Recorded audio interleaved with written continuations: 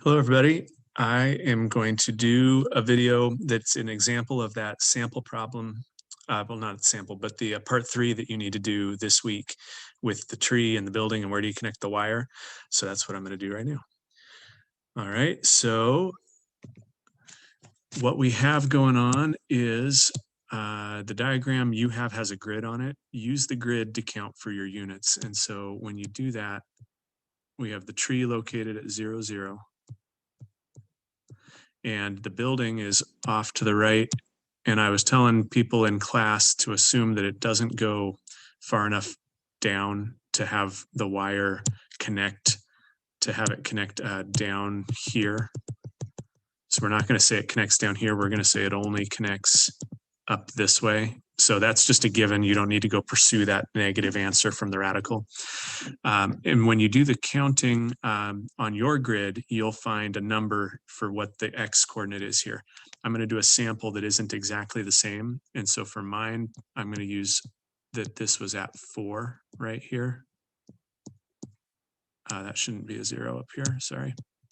But I'm going to write in 4, 0 down here. Okay, so your numbers are different. Count them. I think it comes out to be 8. And your distance on the wire is different. I'm going to use the number 8, but I think you have 10 for yours. So numbers are slightly different. After that, all the process is the same. Now, when you don't know what to put in for a y variable here, you know it's the cable is 8 units long. It's going to touch the building somewhere, but we don't know what y coordinate. We'll leave that as a variable. And that is a y variable compared to the thing that's a 4 beside it. They look a little similar right now. All right, so start with your distance formula.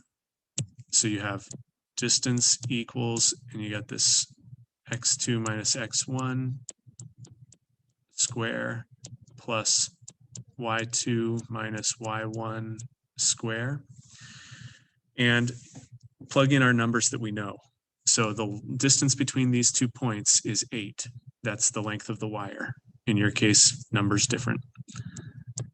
And that gets our radical here. We have x2 minus x1. So I'm going to consider the 0, 0 to be my first pair and this 4 comma y to be my second pair. So I want to do the second x minus the first x. So that's going to be second pair x is 4. Take away first pair x, which is 0.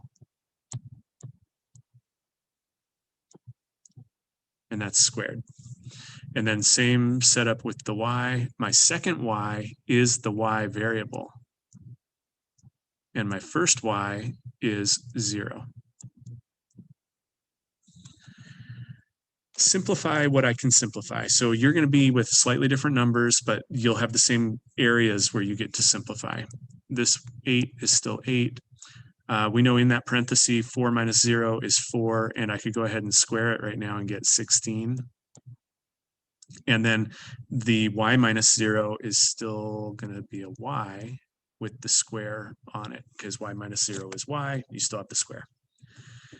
Okay, at this point, you'll have different numbers where the 8 and the 16 are, but everything else will look like this. You have a radical that you need to get rid of, and to undo that radical, you square both sides. So square on both sides.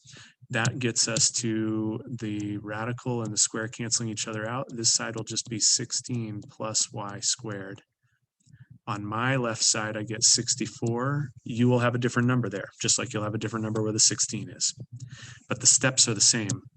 Now that we've gotten that radical to be gone, I can take away the number that sits here. So I'm going to take away 16 on both sides. And that leads me to a place where I'd like to switch my left and my right. So I'm going to put my y squared over on the left. And 64 take away 16 is 48. I'll put that over on the right. Your number where I have 48, you'll have something else.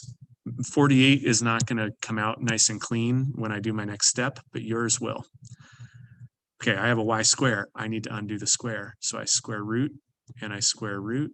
I would normally need to keep track of both the plus and minus root. because of our given, knowing that it's not going to be able to be extended down because the building doesn't exist down there, that's why I will be able to abandon the negative answer and only keep the positive answer. But the step I take is the same whether I need to know that or not. I take the root. So that radical cancels out the square and we just get y. Now, like I said, I'm going to drop the negative on this one. But root 48, if I factor 48, it's 4 times 12, or I could actually do it as 16 times 3. So if I took the square root of 16 and times 3, the 16 is a pair of 4s multiplied together. That comes out. So this becomes 4 root 3. You won't have to do this because yours will be just a perfect square. It'll just become a whole number. But mine, when I approximate that on a calculator, that's about 6.9. And so I'll just approximate that. And so my y coordinate is about 6.9. That's about where my y value is. And that tells me where to attach the wire on the building. I would attach the wire at the point 4, 6.9. Yeah, and like I said already, that's approximately because we rounded. Okay, so back that up, slow it down, play it again if you need to, and I really hope the computer keeps it this time because I've made this video 3 or 4 times. Okay, I'm going to try to end everything right now.